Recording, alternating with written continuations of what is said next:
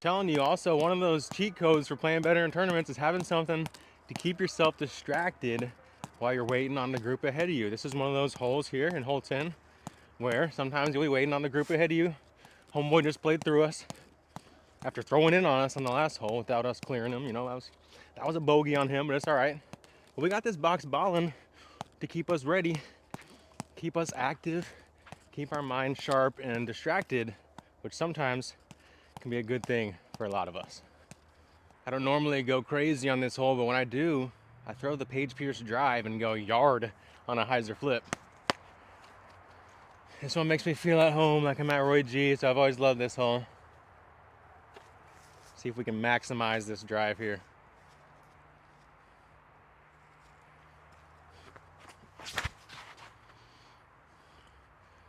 Oh, stood up.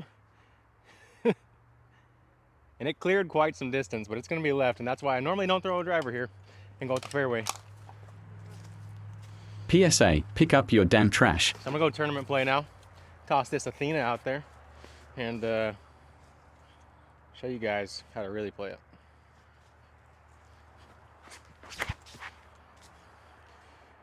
Nice, conservative, keep it in the middle, off the tree trunks, three's on the table. Okay, we don't even have a hero play, which is probably a good thing.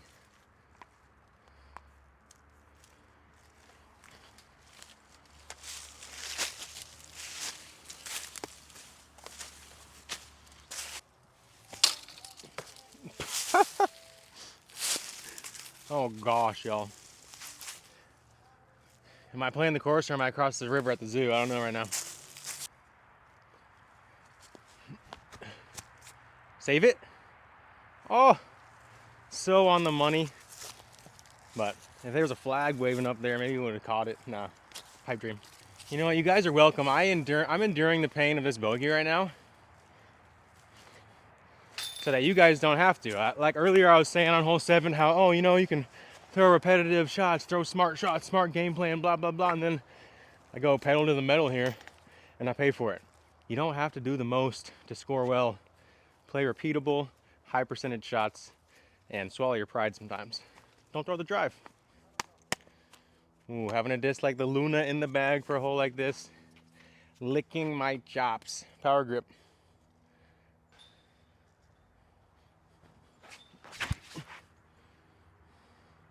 Power grip. Hit an ancient tree. Kick left. Hopefully it's open over there. I don't know, it can be a hairy green at the left side. Take our, you know, it's not only flip plays, but sometimes you just gotta slide it forward, you know what I'm saying?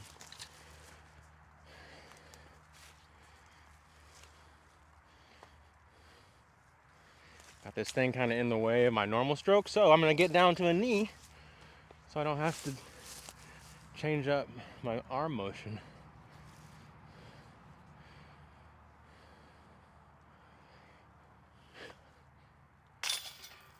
Thanks for teaching me that, string bean Gannon-Burr. You just gotta pretend you're Gannon-Burr, get down on a knee, and fling that thing.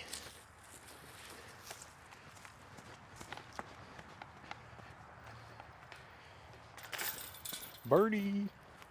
Final hole of the wooded stretch here, hole 12. Also got changed from a par 5 to a par 4. This one plays as one of the harder, probably the hardest birdie on the course for sure. I got this beat to crap section Firebird for standing up off the hyzer the way you need to land gently in the landing zone here.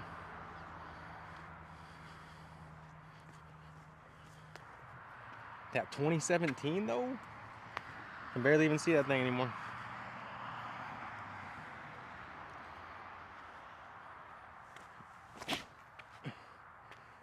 Oh, but it has the most beautiful on it. And we had the luck of the Irish, left side of one of the trees that frames the left of the gap. Let's go, that's gonna be a money spot. Got a new tool in the bag for those straight to slightly understable mid-range shot with this hex here. This one is in the Neutron plastic. Pop turn. These things go far.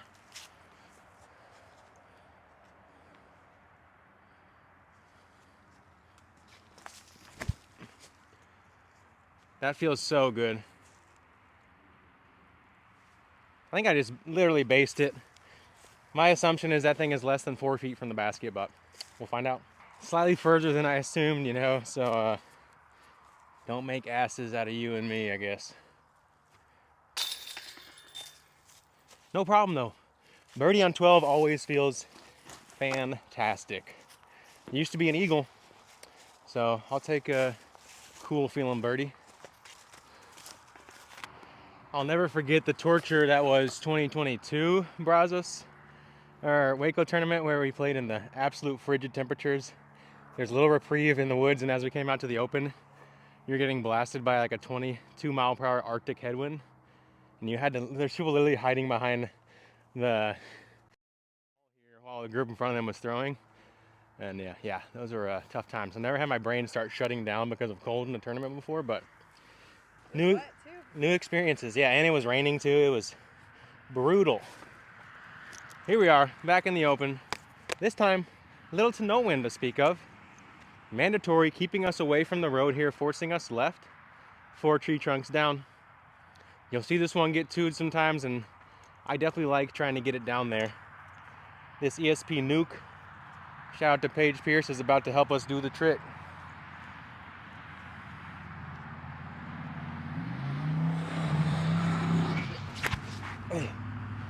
Oh yeah, come on, come back, come back.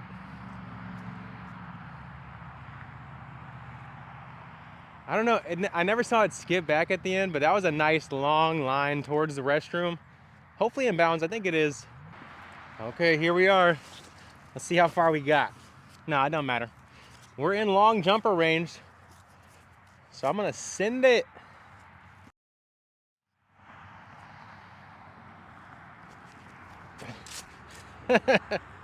Oh, I needed more height on that thing. It did have enough spin, and that was my main focus. Have it come out clean there. We tried, y'all.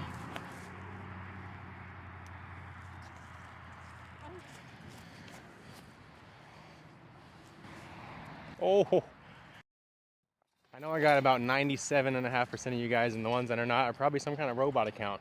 If so, what are you doing here? You might not quite recognize hole 14 without that Zuka triple mandatory truss. And they might have to trim up these trees before they put it there again next year. 400 backhand, pick your poison on this straight shot at 300 feet. A couple newly planted trees making the forehand a little bit harder. It used to be the obvious choice. Now the straight backhand, while it doesn't really give you the ace opportunity because of the way these trees block you, unless you get crazy lucky, it does allow you to just put it to 10 feet left of the basket. I like the forehand here, especially when that triple mandatory's helping frame the gap. Cap wrap.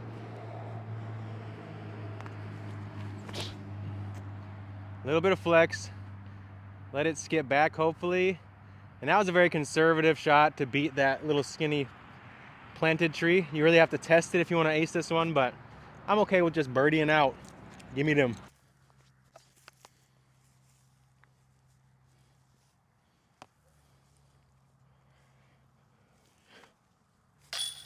Megan told me to lock in from putting night. I was kind of confused what she meant, but then she reminded me one night we spent a couple hours here just putting with the dog, having some fun, chipping it in. So as soon as she said that, this one felt like the backyard practice basket. And if you can find that backyard practice basket vibe, envision it on the course, it's going to help you putt better, assuming you're putting in that work every day at the house. That's the key. Hetchy boy, we love you. We're coming back soon. Only 4 more holes, buddy.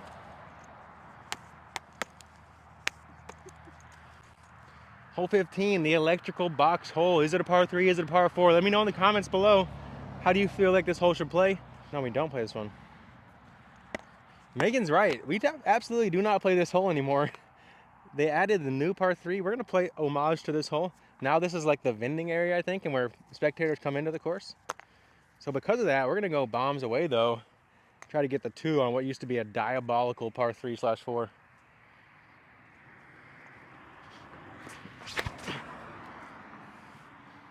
Ooh. Hold. Stay in. Miss the electrical box. Oh. I might have just cleared the fence on the other side.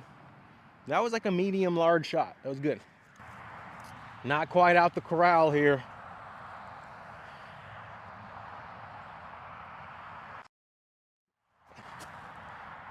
I was a little worried about like jumping into this thing and wrecking my femur, but I'll settle for an easy 3.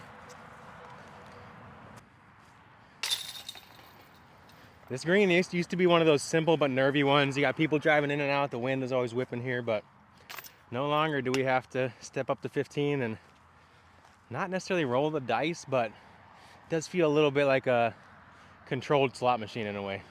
There's no Zuka truss in the way here, giving us a little more width for this power roller I'm about to throw with the fresh hatchet. This one I think they call par. This one they also I think switched to a par 3, which to me is kind of diabolical. So far, I think it should definitely be a par 4. Either way, it is an easy par 4. Massive hatchet.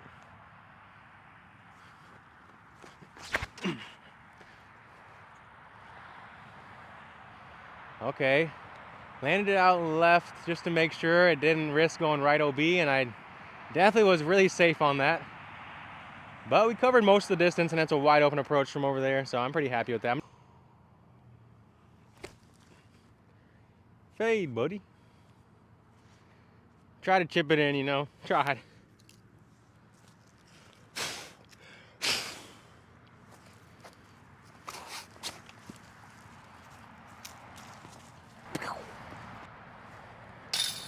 Feels wrong not to play this basket on the riser. Definitely something that I think is needed for a hole as wide open as this. But like I said, as those trees mature, it's going to be a really good hole. Can't see a thing in the sun. Maybe I should throw my shades back on, but no, we'll be good. No tee box here. So I'm just going to try to pin one on the green for practice off this ridge on what is the new hole 16. This one's kind of an awkward stall hyzer.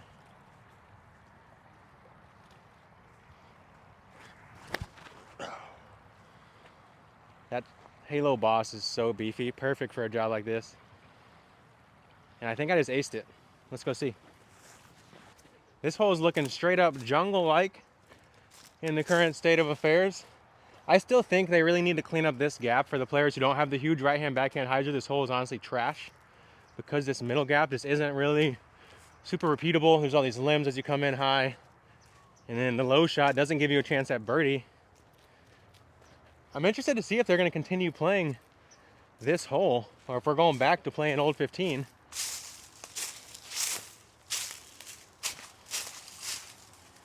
Oh, here's my disc. Inbounds. I would have had about a 45-footer obstructed.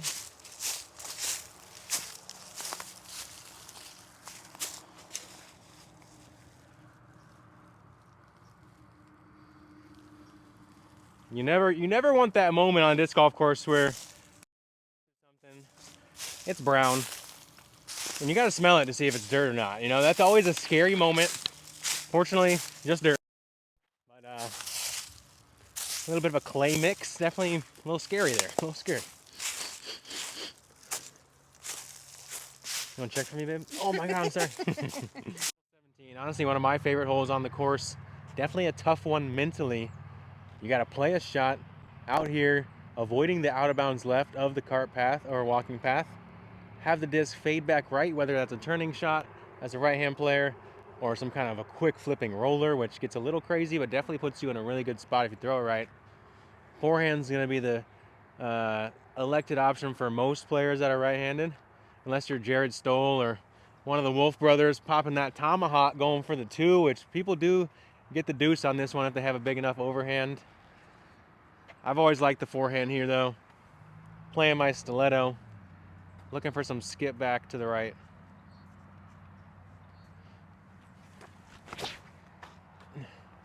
Oh, that's inside, but I think it has enough speed. Okay, got to the ground, skipped kind of around the corner.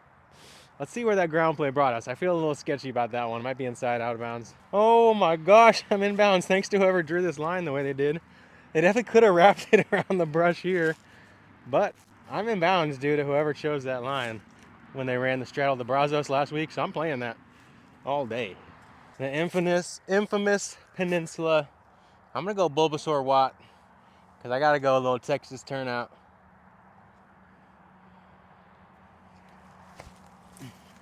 Feels good. Go in. Oh my God, that was so close, you guys. Felt so fluid. I could feel the watts of energy coming out of my hand right there as it flew towards the basket. I got to make an adjustment come tournament time on that forehand, but we took advantage of it. Shout out to Zane for that Bulbasaur die. Hit him up for all your disc die needs, whether it's a stencil or just a cool cell action. He's really good at the stencils though. And I know for myself, having that specific stencil die of whatever character you love is always a lot of fun. Straight vines to chain there. I thought I was gonna make it, truly. Okay, I know a couple videos ago out at Old Settlers Park, I talked about how I don't like a par 3 as a finishing hole. This, however, is one of my few examples of a great finishing par 3 because it almost plays like a pseudo par 4. You can go for it, 470 to the pin, water carry to 455 short, or you can play the layup shot over there. We're going nukes, baby. And you know we ain't laying them up.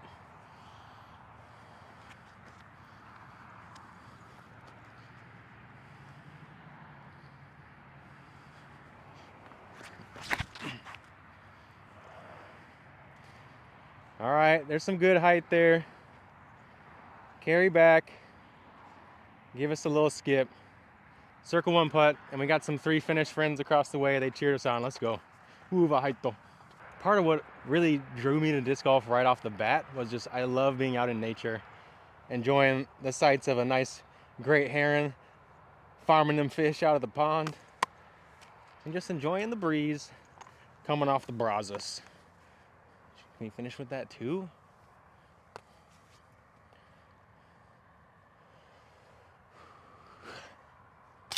Let's go. Nukes, baby, off the tee. And that AB focus into the basket. The 2 always feels great here. There's always fans lined up, especially being a hometown or a home state guy here. I always have a lot of Austinites or just Central Texans rooting me on a hole like this. So it's a lot of fun playing hole 18 at the bEast. The best finishing par 3 that I can think of. Let me know in the comments if you know a better finishing par 3 or just what your favorite finishing hole you ever played is.